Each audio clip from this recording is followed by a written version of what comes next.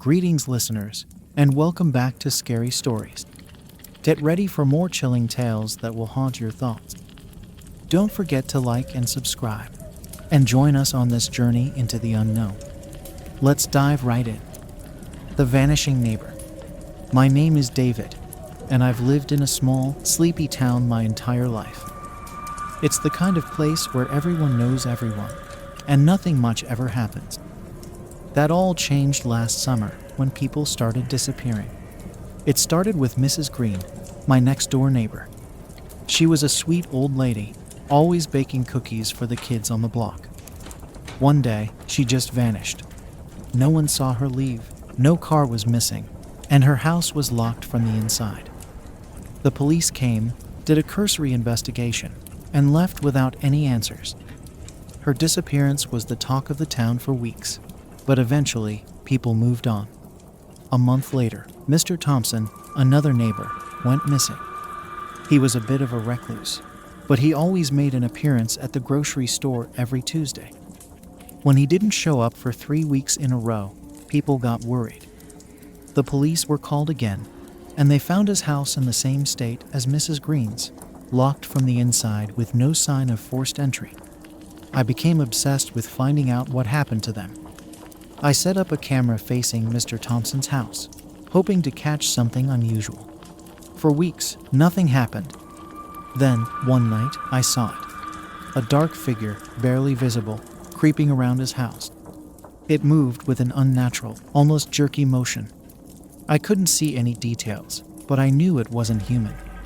The next day, I went to the police with my footage. They took me seriously at first, but after reviewing the tape, they said it was inconclusive. I felt like I was going crazy. I knew what I saw, but no one believed me.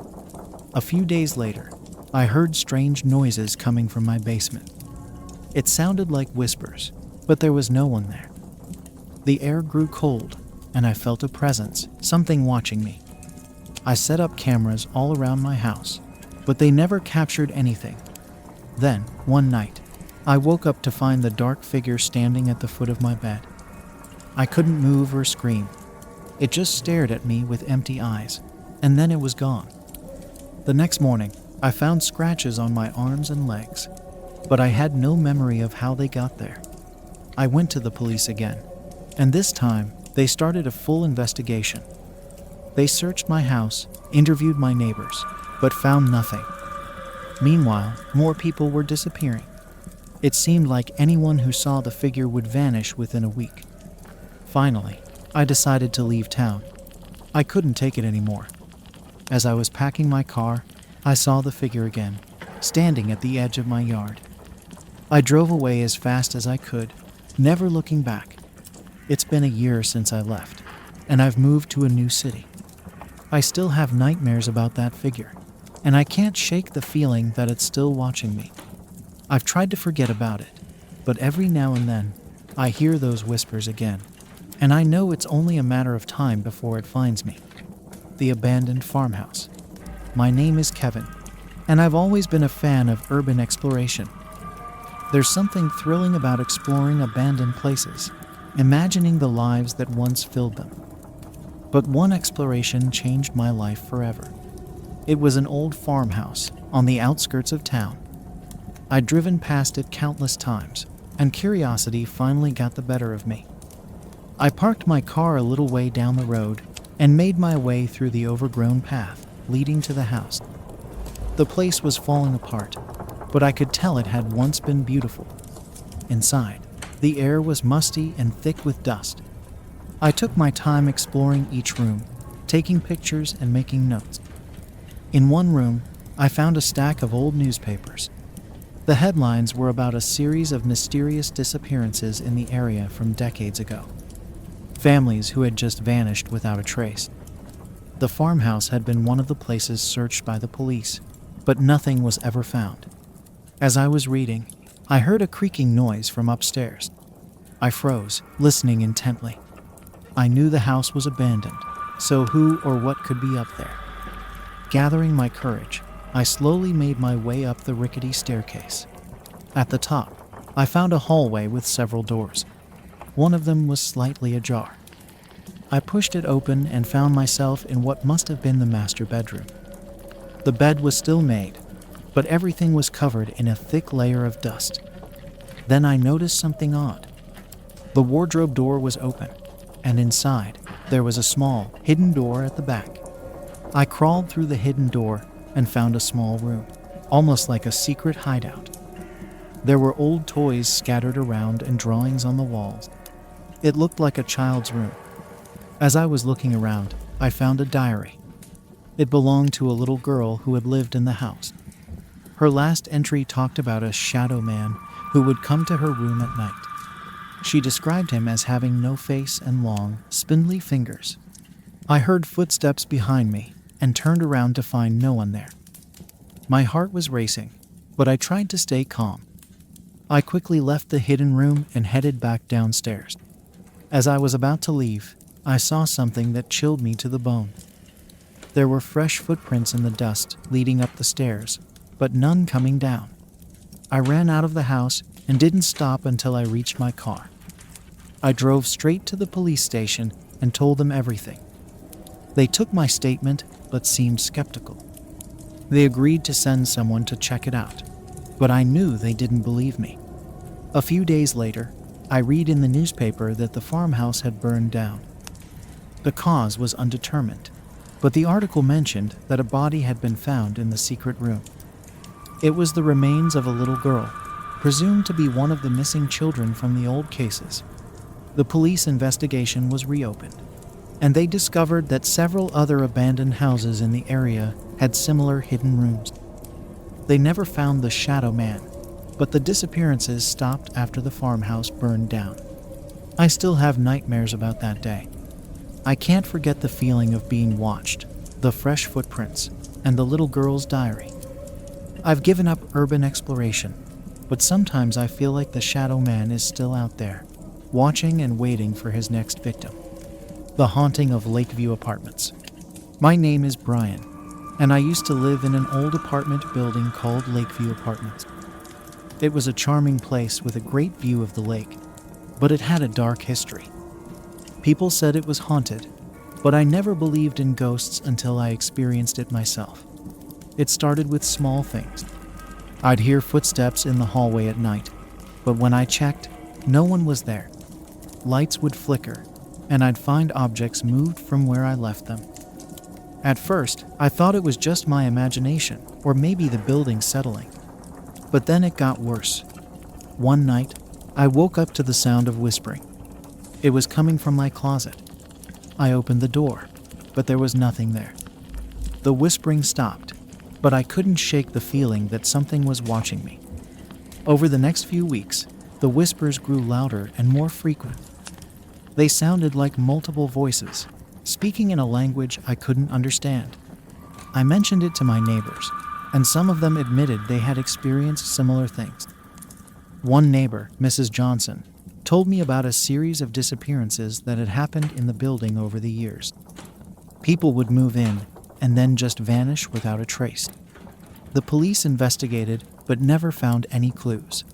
Determined to find out what was happening, I set up cameras around my apartment. For a few nights, nothing happened, but then I captured something terrifying. In the footage, I saw a dark figure standing at the foot of my bed, watching me sleep. It was there for hours, just standing still. Then it slowly faded away. I took the footage to the police, but they dismissed it as a trick of the light. Frustrated, I decided to investigate on my own. I started researching the history of the building and discovered that it had been built on the site of an old asylum. The asylum had been closed down after a fire that killed many of the patients. Rumor had it that their spirits still haunted the land. One night, the whispering was so loud that it woke me up. I followed the sound to the basement, a place I had never been before. The air was thick and cold, and I could barely see. I found an old, rusted door at the back. It took all my strength to open it, and what I saw inside made my blood run cold. There were symbols drawn on the walls in what looked like blood. In the center of the room was a large, black stain that seemed to pulse with an unnatural energy. As I stepped closer, I felt a force pulling me towards it. I tried to resist, but my body wouldn't move. Suddenly, I heard a scream, and the force released me. I ran out of the basement and out of the building. I never went back. The next day, I moved out and stayed with a friend. I didn't tell anyone what I saw, but I couldn't stop thinking about it. A week later, I read in the news that another tenant had gone missing. The police still had no leads, and the building's reputation as haunted grew. I couldn't help but feel responsible for not doing more to warn people. Even now, I still have nightmares about that basement. I hear the whispers and feel the force pulling me towards that dark stain. I don't know what it was or why it was there, but I know one thing for sure: Lakeview Apartments is cursed, and anyone who lives there is in danger. The Disappearing Road. My name is Jason, and I'm a truck driver. I've been on the road for most of my life, and I've seen a lot of strange things. But nothing compares to what I experienced on Route 66. It was late at night, and I was driving through a remote stretch of the highway. The road was empty, and the only light came from my headlights. I was feeling tired, so I decided to pull over at a rest stop I knew was coming up. As I approached the rest stop, I noticed something odd. The sign was there, but the rest stop itself was gone. I thought I must have missed it, so I kept driving. After a few miles, I saw another sign for a rest stop. This time, I was sure I saw it, but when I got closer, it disappeared. Confused and a little freaked out, I decided to keep driving until I reached the next town. That's when things got really weird. The road started to change. It became narrower and the pavement turned to gravel. I didn't recognize where I was, and my GPS stopped working. It was like I had entered another world. I kept driving, hoping to find a familiar landmark, but the road seemed to go on forever. I saw an old gas station up ahead and decided to stop and ask for directions. As I pulled in, I noticed it looked abandoned. The windows were boarded up, and the pumps were rusted and broken. I got out of my truck and called out, but no one answered. As I turned to get back in, I saw a figure standing at the edge of the parking lot. It was a man, dressed in old-fashioned clothes, staring at me. I called out to him, but he didn't respond. Instead, he turned and walked into the darkness. I decided to follow him, hoping he could help me. I walked for what felt like hours, but I never caught up to him. Eventually, I found myself back on the gravel road, with no sign of my truck. Panicking, I ran in the direction I thought I came from, but the landscape had changed. Trees and bushes now blocked my path, and the air grew colder. I stumbled upon a small, dilapidated cabin. Desperate, I went inside and found it empty. There was a table with an old map of Route 66, but the details were different. The rest stops were marked, but in places I had never seen before. As I studied the map, I heard footsteps outside. I looked out the window and saw the same man from the gas station. He was closer now, and I could see his face. It was pale and expressionless, with empty eyes. He pointed towards the road and then disappeared into the shadows. Terrified, I ran back to the road and kept walking. I didn't know where I was going, but I had to get away from that place. After what felt like hours, I saw headlights in the distance. It was another truck. I flagged it down, and the driver stopped to help me. He looked at me like I was crazy when I told him what happened, but he agreed to give me a ride to the next town. When we got there, I contacted the police and told them everything. They searched the area, but found no trace of the gravel road, the gas station, or the cabin. To this day, I don't know what happened that night. Some say it was a glitch in reality. Others believe it was a ghostly encounter. All I know is that I never drive that stretch of Route 66 alone anymore. I can't shake the feeling that the man is still out there, waiting for his next victim to follow him into the darkness. The woods behind my house. My name is Mark, and I live in a small house at the edge of a dense forest. I've always loved the peace and quiet, but recently, strange things have been happening that I can't explain. It started with the sounds. At night, I'd hear whispering coming from the woods. At first, I thought it was just the wind, but the whispers grew louder and more distinct. It sounded like multiple voices, all speaking at once, but I couldn't make out any words. One night, I decided to investigate. Armed with a flashlight and a baseball bat, I ventured into the woods. The whispers grew louder as I walked deeper into the forest. I followed the sound until I reached a clearing. In the middle of the clearing was a large, old oak tree. The whispers seemed to be coming from the tree itself. As I approached the tree, I noticed something strange. There were markings carved into the bark, symbols I didn't recognize. The air grew colder, and I felt a presence, like someone was watching me. I shined my flashlight around, but saw nothing. The whispers stopped suddenly, and I heard a low growl behind me.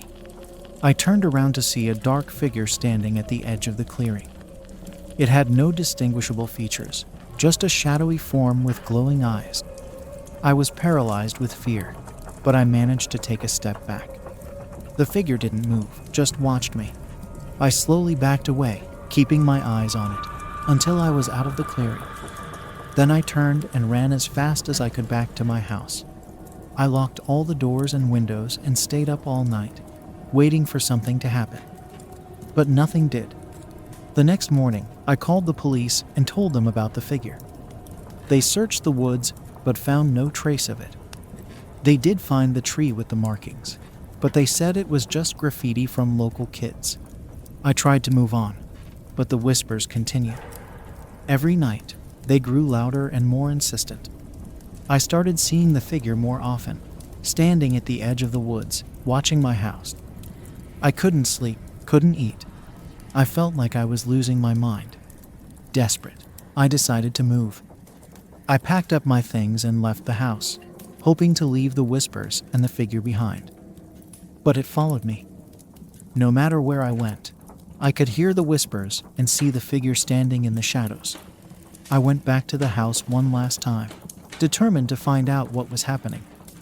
I researched the history of the area and discovered that the woods were once the site of an old settlement. The settlers had mysteriously disappeared, leaving no trace. Some believed they were taken by spirits of the forest. I went back to the clearing and confronted the tree. I carved my own symbols into the bark, demanding answers. The whispers grew deafening, and the figure appeared again. This time it spoke. "You cannot escape," it said in a voice that was both many and one. "You are marked." I ran from the clearing and never looked back. I sold the house and moved to the city, but the whispers still haunt me. I see the figure in my dreams, always watching, always waiting. I don't know what it wants, but I know it won't stop until it gets it. I've tried to warn others about the woods, but no one believes me. They say I'm crazy, that it's just my imagination. But I know the truth. The woods are cursed, and anyone who ventures too deep will be marked. I just hope I can find a way to break the curse before it's too late. The Disappearing Hiker. My name is Alex, and I'm an avid hiker. I've explored many trails and mountains, but there's one experience that still haunts me to this day.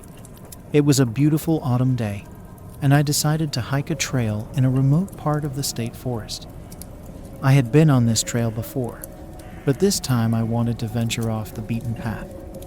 I packed my gear and set off early in the morning.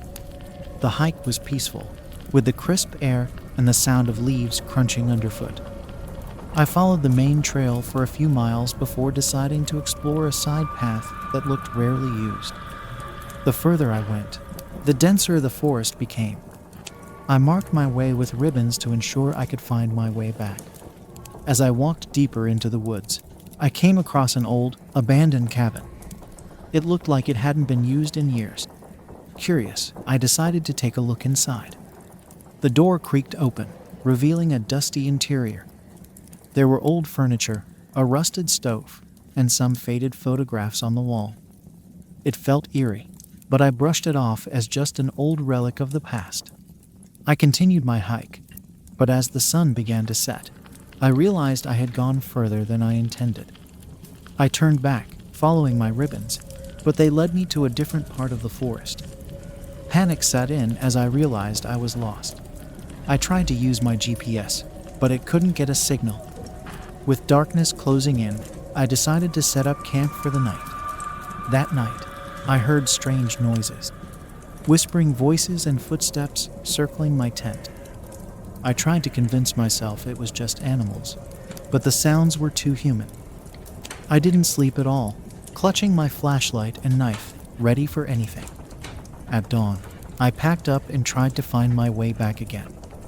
As I walked, I stumbled upon another hiker. He looked disheveled and scared. He told me he had been lost for days and had seen strange things in the forest.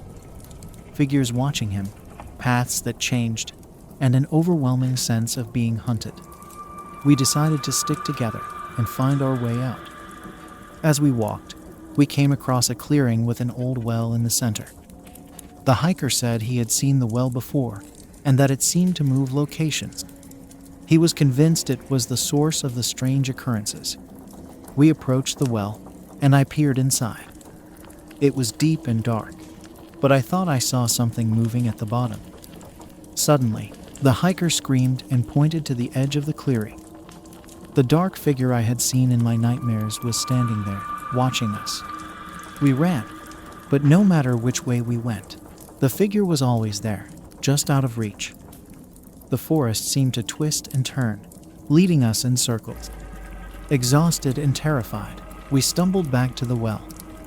The figure was closer now, and we could see its hollow eyes and skeletal hands reaching towards us. In a desperate attempt, the hiker and I decided to climb down the well. We hoped it would lead us to safety, or at least hide us from the figure. As we descended, the air grew colder and the whispers louder. Halfway down, the hiker slipped and fell into the darkness. His screams echoed up the well, then silence. I froze, unable to move or think. The whispers were deafening, and I felt something cold and clammy touch my shoulder. I looked up and saw the figure leaning over the edge, reaching for me. I let go of the rope and fell. When I woke up, I was lying at the edge of the forest, my gear scattered around me. I had no memory of how I got there, but I was alive. The police found me and took my statement, but they couldn't find any trace of the hiker or the well. I've tried to move on, but I can't forget what happened. The forest still calls to me, and I fear the figure is still out there, waiting for its next victim. I've stopped hiking and avoid remote places, but the nightmares continue. I know I'm not safe, and neither is anyone else who ventures into that cursed forest. The haunted hotel room. My name is Tom, and I work as a traveling salesman. I've stayed in countless hotels over the years, but there's one night that I'll never forget. It was a stormy night, and I had just finished a long day of meetings. I checked into a small, old-fashioned hotel in a quiet town. The clerk seemed a bit odd, but I was too tired to care. I was given room 304, and I headed up to get some much-needed rest. The room was simple but comfortable. I unpacked my things and settled in for the night. As I lay in bed, I heard a faint knocking sound coming from the wall behind me. I assumed it was just the pipes or the wind and tried to ignore it. Around midnight, I was jolted awake by a loud bang. The knocking had grown louder and more insistent. It sounded like someone was pounding on the wall. I got up and checked the hallway, but it was empty. I called the front desk, but no one answered. I tried to go back to sleep, but the banging continued. Frustrated, I knocked on the wall, hoping to signal whoever was on the other side to stop. To my surprise, the knocking stopped immediately. Relieved, I lay back down, but then I heard a whisper. "Help me." It was faint, almost inaudible, but I was sure I heard it. I jumped out of bed and searched the room, but I was alone. The whispering continued, growing louder and more desperate. "Help me, please." I was terrified. I grabbed my phone and called the front desk again, but still no answer. I decided to leave the room and find another hotel. But when I opened the door, I saw a figure standing at the end of the hallway. It was a woman, dressed in old-fashioned clothes, staring at me with hollow eyes. I slammed the door shut and backed away. The whispering was now a chorus of voices, all begging for help. I felt a cold breeze and turned to see the window wide open. I hadn't opened it. I ran to close it, but as I did, I felt something cold and clammy grab my arm. I yanked my arm away and turned to see the woman standing in the room. She was closer now, and I could see her pale, lifeless face. She reached out to me, and I felt an overwhelming sense of sadness and fear. "Help us," she said. I ran out of the room and down to the lobby. The clerk was gone, and the front desk was empty. I bolted out of the hotel and drove away, not stopping until I reached the next town. I checked into a new hotel and stayed up all night, unable to shake the image of the woman's face. The next morning, I called the police and told them what happened. They investigated the hotel and found that room 304 had been closed off for years. It was said to be haunted by the spirits of a family who had been murdered there decades ago. The hotel staff had closed the room after numerous reports of strange occurrences. I couldn't believe what I heard. I had stayed in a room that didn't exist. The police showed me pictures of the family, and I recognized the woman from the hallway. They said the case was never solved, and the spirits were said to still haunt the hotel, seeking justice. I've never stayed in another old hotel since that night. I still have nightmares about the woman and the voices begging for help. I can't forget their faces or the cold touch of their hands. I've tried to move on, but the memories haunt me. I know now that there are things in this world we can't explain, and some places are better left alone. The Lighthouse Keeper. My name is Jack, and I used to work as a lighthouse keeper on a remote island. It was a solitary job, but I enjoyed the peace and quiet. That all changed one fateful night. The island was small, with only the lighthouse and a small cottage where I lived. The nearest town was miles away, and I rarely had visitors. My only companion was my dog, Max. We spent our days maintaining the lighthouse and our nights reading or listening to the radio. One stormy night, I noticed something strange. The light from the lighthouse was flickering, which never happened before. I went up to check the machinery and found everything in working order. As I was inspecting the light, I saw a ship out in the distance, struggling against the waves. I grabbed my binoculars and looked closer. The ship seemed to be an old, decrepit vessel, like something out of a history book. I tried to signal it, but there was no response. The storm grew worse, and the ship vanished from sight. The next morning, I went down to the shore to see if the ship had wrecked. There was no sign of it, but I found something else: an old, rusted lantern and a set of footprints leading from the water to the lighthouse. The footprints stopped at the door, but there was no one there. I felt a chill run down my spine. I called out, but only the wind answered. I decided to investigate further and followed the footprints back to the shore. As I walked, I felt like I was being watched. Max stayed close to my side, growling softly. I reached the water's edge and saw something glinting in the sand. It was a piece of broken glass, like from a ship's lantern. I picked it up and felt a strange energy emanating from it. I quickly put it in my pocket and headed back to the lighthouse. That night, the light flickered again. I went up to check it and found the machinery working perfectly. As I was about to leave, I heard a faint knocking sound coming from outside. I looked out the window and saw a figure standing on the rocks below. It was a man dressed in old-fashioned sailor clothes, holding the rusted lantern I had found earlier. He looked up at me with hollow eyes and mouthed something I couldn't hear. I ran down to confront him, but when I reached the rocks, he was gone. The lantern lay where he had stood, still rusted and broken. Over the next few days, strange things continued to happen. The light flickered every night, and I heard whispers in the wind. Max would bark at nothing and refuse to go near the shore. I felt a growing sense of dread, like something terrible was about to happen. One night, I woke up to find the lighthouse door wide open. I grabbed my flashlight and went to investigate. As I walked through the dark, empty lighthouse, I heard the knocking again. It was coming from the top of the tower. I climbed the stairs, my heart pounding. At the top, I saw the sailor standing next to the light. He turned to me and said, "Help us." Before I could react, the light went out, plunging the tower into darkness. I felt a cold hand on my shoulder and turned to see more figures emerging from the shadows. They were all sailors, dressed in old clothes, their eyes hollow and lifeless. They surrounded me, their whispers growing louder. "Help us. Help us find peace."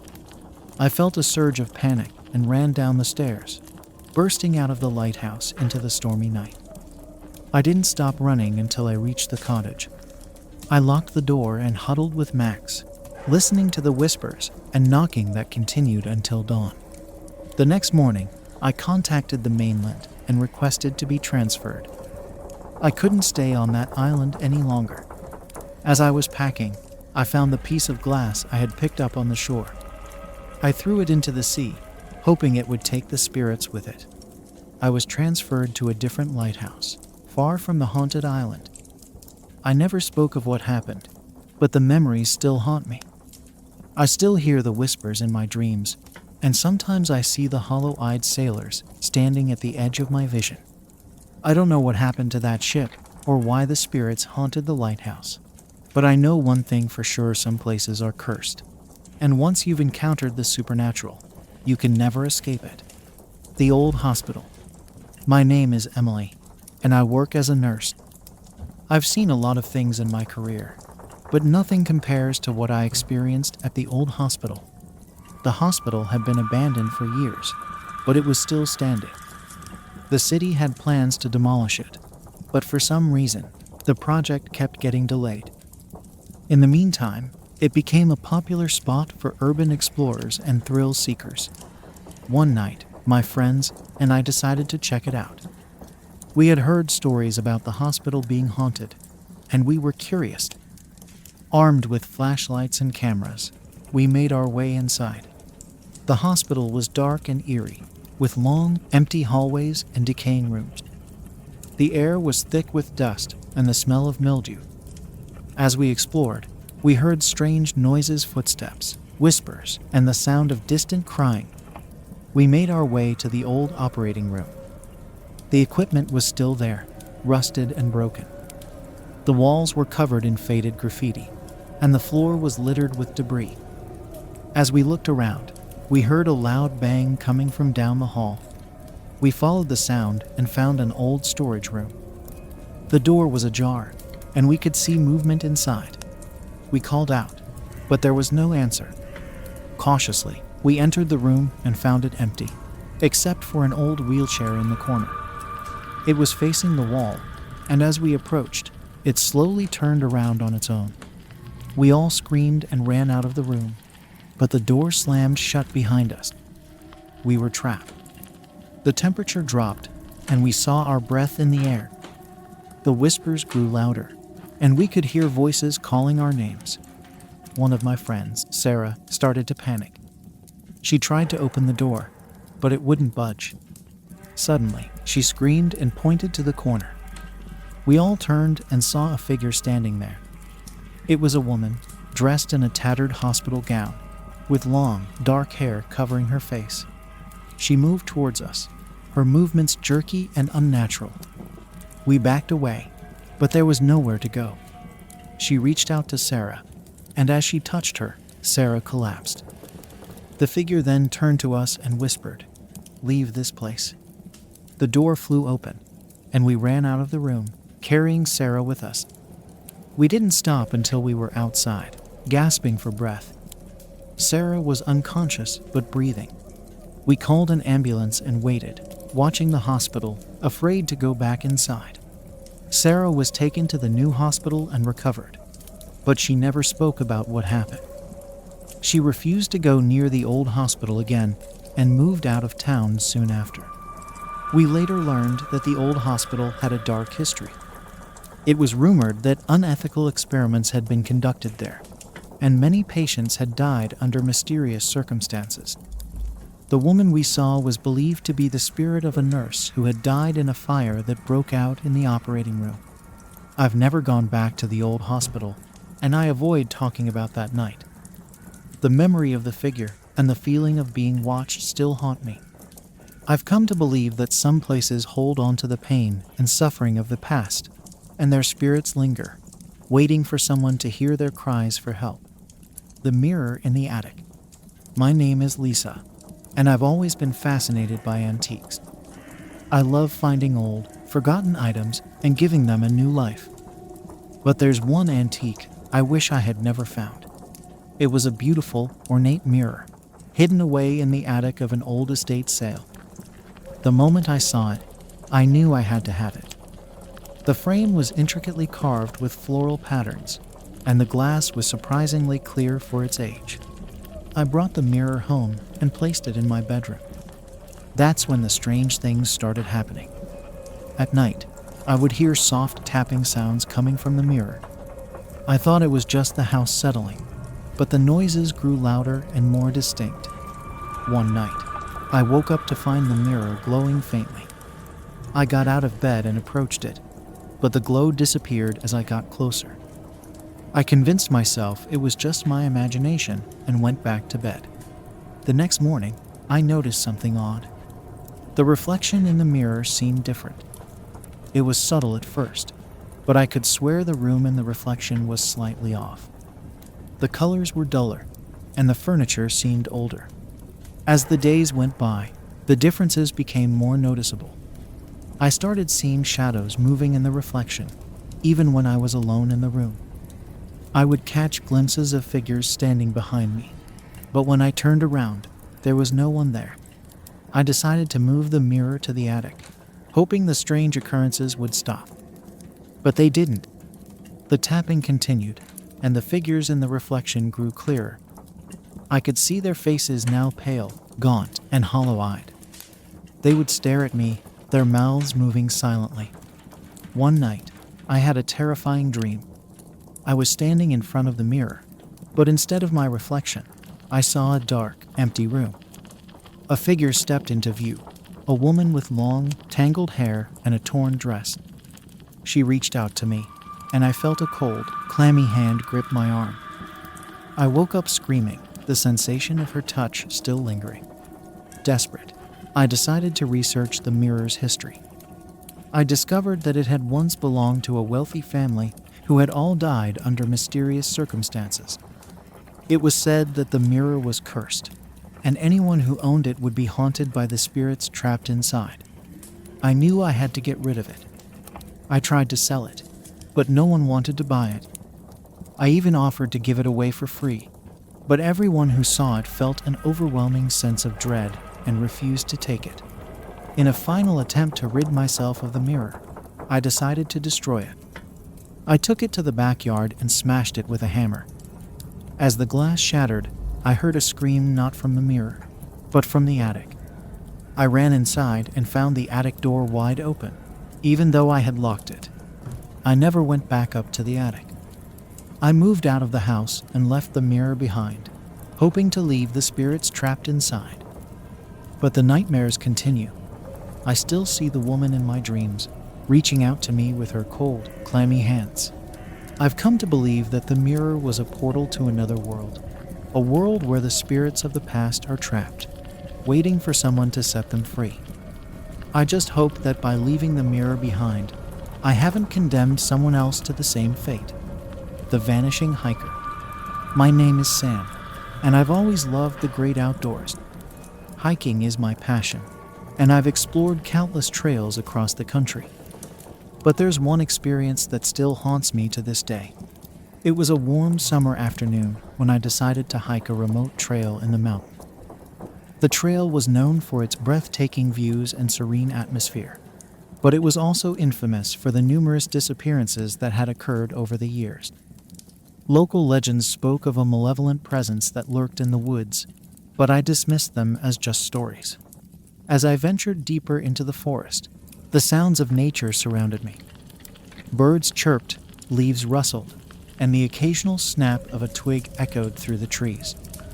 I felt at peace, enjoying the solitude and the beauty of my surroundings. After a few hours, I reached a clearing with a small, crystal-clear lake. The water was so inviting that I decided to take a break and cool off. I sat by the shore, letting the calmness of the place wash over me. That's when I noticed something strange. The reflection in the lake didn't match the scenery around me. I leaned closer, trying to make sense of it. The reflection showed a dense, dark forest, completely different from the bright, sunny clearing I was in. As I stared in disbelief, I saw a figure standing at the edge of the reflected forest. It was a man, dressed in old, tattered clothes, staring directly at me with hollow eyes. Panicking, I looked up, but there was no one there. I looked back at the lake, and the figure was gone. I shook my head, trying to dismiss it as a trick of the light or my imagination.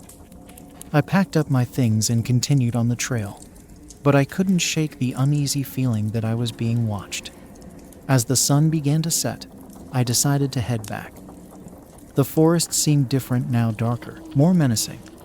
I quickened my pace, but the trail seemed to stretch on endlessly. The sounds of nature were gone, replaced by an eerie silence. I reached a fork in the trail that I didn't remember passing earlier. Confused, I took the path that I thought led back to my car. As I walked, I heard footsteps behind me. I turned around, but no one was there.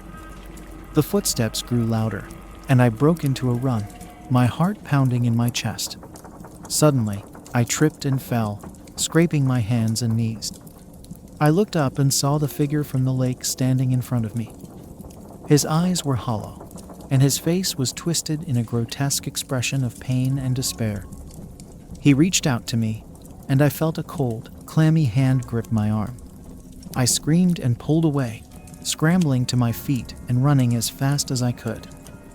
The forest seemed to close in around me, the trees forming a dense wall. I ran until I couldn't run anymore, collapsing in exhaustion. When I opened my eyes, I was lying on the side of the road, my car parked a few feet away. I had no memory of how I got there, but I was safe. I drove home, shaken and terrified, vowing never to return to that trail. I later learned that the man I saw was believed to be a hiker who had disappeared on that trail decades ago. His body was never found, and his spirit was said to haunt the forest, seeking help to find his way home. I've never gone hiking alone since that day. The memory of those hollow eyes and the cold touch of his hand still haunt me. I know now that some places are truly cursed, and the spirits of the lost and forgotten still linger, waiting for someone to hear their cries for help. The shadow in the basement. My name is Mark, and I've always been a skeptic when it comes to the supernatural. But an experience I had a few years ago made me question everything I thought I knew. My wife and I had just moved into an old house in a quiet neighborhood. The house was charming, with creaky wooden floors and vintage fixtures. It had a lot of character, and we were excited to make it our own. But there was one part of the house that gave me the creeps: the basement. The basement was dark and musty, with a low ceiling and exposed pipes. It was filled with old furniture and boxes left behind by the previous owners. I had an uneasy feeling every time I went down there, but I chalked it up to the typical creepiness of basements. One evening, my wife and I were watching TV when we heard a loud thud coming from the basement. We both jumped and looked at each other, puzzled. I grabbed a flashlight and headed down to investigate. The basement was pitch black, and the flashlight's beam barely cut through the darkness. As I scanned the room, I saw nothing out of the ordinary. I was about to head back upstairs when I noticed something strange in the corner of my eye. There was a shadow on the wall, but it didn't match anything in the room. It was tall and humanoid, with long, spindly limbs. I stared at it, trying to make sense of it, when it suddenly moved. The shadow detached itself from the wall and glided across the room, disappearing into the darkness. I ran upstairs, my heart pounding. I told my wife what I saw, but she was skeptical. She thought I was just imagining things and told me to calm down. I tried to convince myself that she was right, but the memory of that shadow lingered. Over the next few weeks, strange things started happening. We would hear footsteps in the basement when no one was down there. Objects would go missing and then reappear in odd places. The air in the house grew colder, and we both felt an unshakable sense of dread. One night, we were jolted awake by the sound of something heavy being dragged across the basement floor. We both ran downstairs and found the basement door wide open. The sound stopped as soon as we reached the bottom of the stairs. We searched the basement, but found nothing. The shadow was gone, but the feeling of being watched was stronger than ever. We decided to call a paranormal investigator to help us make sense of what was happening. The investigator arrived the next day and conducted a thorough investigation. He used various devices to detect any paranormal activity and took several photographs. When he reviewed the photos, we saw something that made our blood run cold. In one of the photos, the shadow was clearly visible, standing in the corner of the basement. Its hollow eyes seemed to stare directly at the camera. The investigator told us that the shadow was likely the spirit of someone who had died in the house, trapped and unable to move on. We decided to have the house blessed by a priest, hoping it would put the spirit to rest. The priest performed the blessing, and for a while, things seemed to return to normal. The strange noises stopped, and the feeling of dread lifted. But one night, as I was getting ready for bed, I caught a glimpse of the shadow in the mirror. It was standing behind me, its hollow eyes staring into mine. I turned around, but it was gone. We moved out of the house shortly after. The memories of the shadow and the fear it instilled in us still haunt me. I've come to believe that some spirits are beyond our understanding, and they remain bound to this world, waiting for someone to acknowledge their existence. The Abandoned Asylum. My name is David, and I've always been fascinated by abandoned places. There's something eerie and intriguing about exploring forgotten buildings and uncovering their secrets.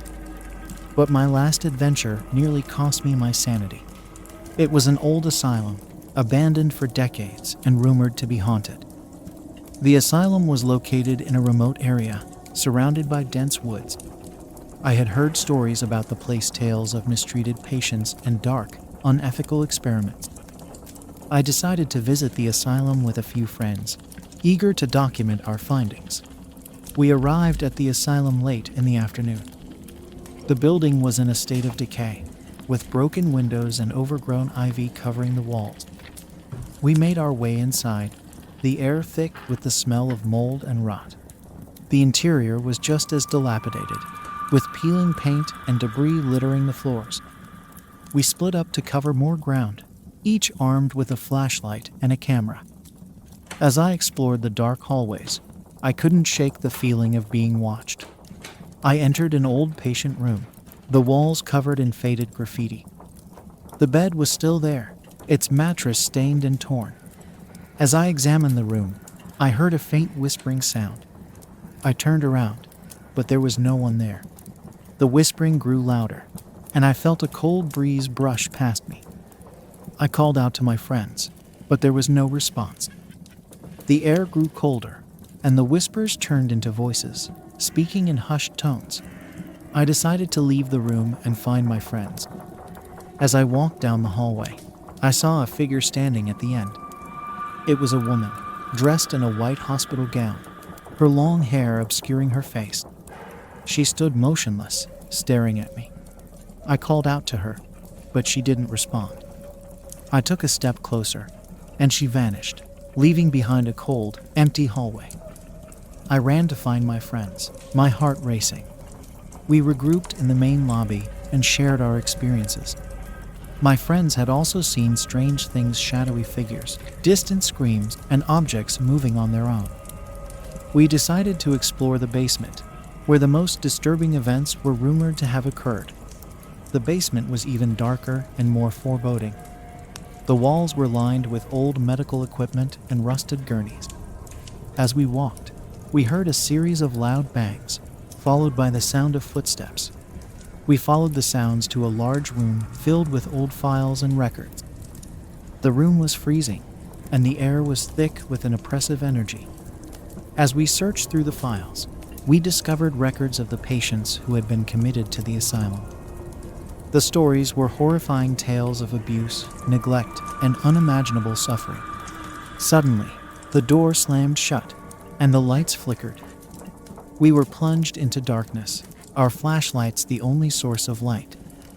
The whispers returned, louder and more insistent. We could hear voices calling our names, pleading for help. We tried to open the door, but it wouldn't budge. Panic set in as the temperature dropped further, and we saw our breath in the air. The voices grew louder, and we felt an overwhelming sense of dread. Out of nowhere, the door flew open, and we bolted out of the room. We ran through the hallways, desperate to escape. As we reached the main entrance, I glanced back and saw the woman in the white gown standing at the top of the stairs, her hollow eyes watching us. We didn't stop running until we were back at the car.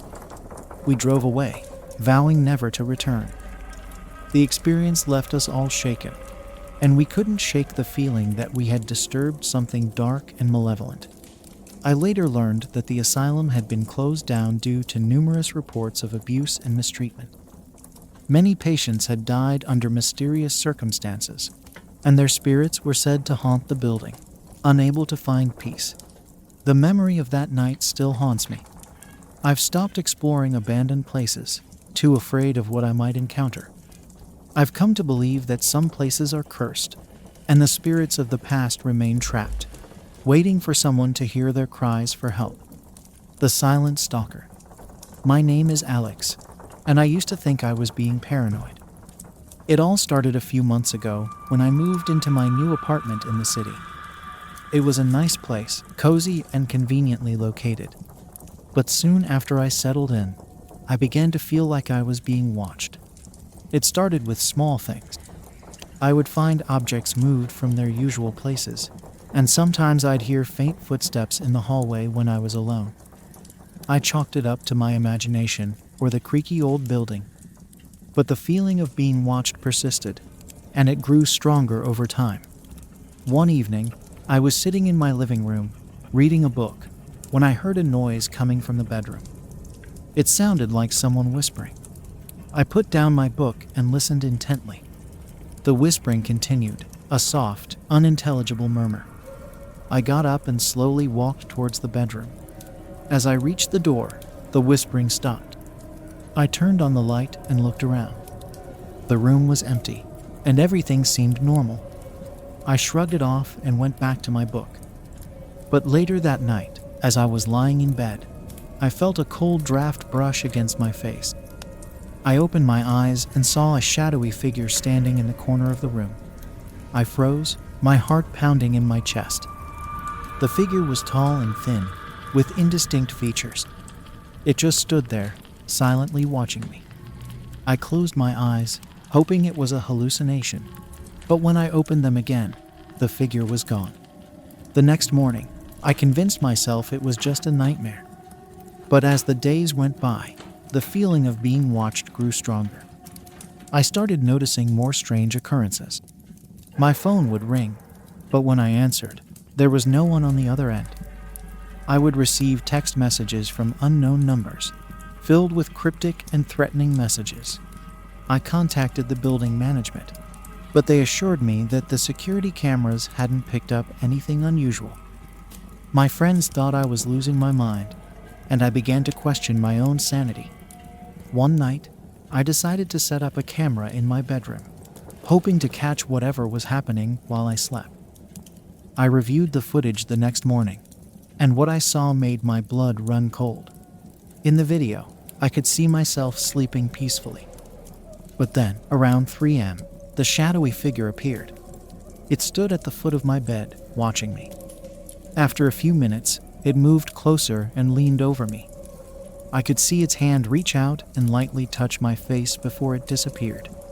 Terrified, I took the footage to the police. They investigated, but there was no sign of forced entry, and the figure in the video was too indistinct to identify. They suggested I might be the victim of an elaborate prank or a stalker who had found a way into my apartment. I decided to stay with a friend for a while, but the feeling of being watched followed me. I started having nightmares, seeing the shadowy figure everywhere I went. I became paranoid, constantly looking over my shoulder, unable to relax. One night, I woke up to find the figure standing at the foot of my friend's bed. It turned to look at me, its eyes glowing faintly in the darkness. I screamed, waking my friend, but the figure vanished before she could see it. I moved out of the city shortly after, hoping to escape whatever was haunting me. But the nightmares continue, and I still feel like I'm being watched. I don't know who or what the figure is, but I know it's still out there, waiting for the right moment to strike. I've become a prisoner of my own fear, constantly looking over my shoulder, never feeling safe. I've come to accept that some things can't be explained, and the shadows that haunt us might be more real than we want to believe. The man in the window. My name is Jessica, and I used to love living alone. The peace and quiet of my small suburban house was a welcome escape from the chaos of my job. But that all changed when I started seeing the man in the window. It began on a cold winter night. I was in the kitchen, washing dishes, when I glanced out the window and saw a man standing in my backyard. He was tall and thin, wearing a dark coat and a wide-brimmed hat. He stood motionless, staring at me through the window. I froze, my heart pounding in my chest. I quickly turned off the lights, hoping he wouldn't see me. I peeked out the window again, but he was gone. I tried to convince myself it was just a trick of the light or my imagination, but the feeling of unease lingered. The next night, I saw him again. This time, he was standing closer to the house, right by the back door. I grabbed my phone and called the police, but by the time they arrived, the man had vanished. They searched the area, but found no trace of him. Over the next few weeks, the sightings became more frequent. I would see him standing in different parts of the yard, always watching me.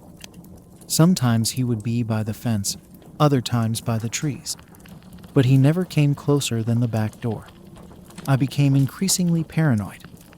I installed security cameras around the house and started locking all the doors and windows, even during the day.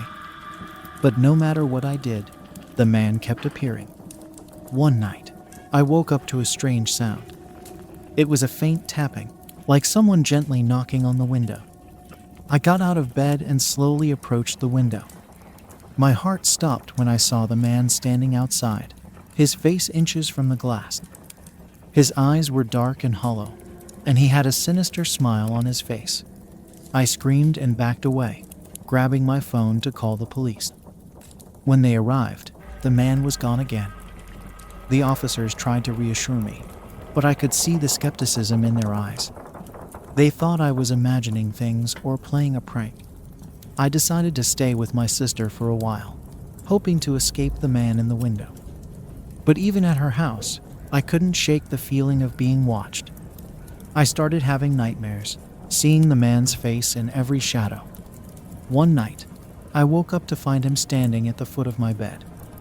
He reached out to touch me, and I felt a cold, clammy hand grip my arm.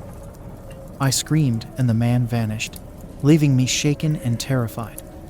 I moved to a different city, hoping to start fresh and leave the man behind. But the sightings continued. I would see him in reflections, in crowds, and even in my dreams. He was always there, watching me with his dark, hollow eyes. I've come to accept that the man in the window is a part of my life now. I don't know who he is or what he wants, but I know I can't escape him. He's always watching, always waiting, and I live in constant fear of the day he decides to come closer.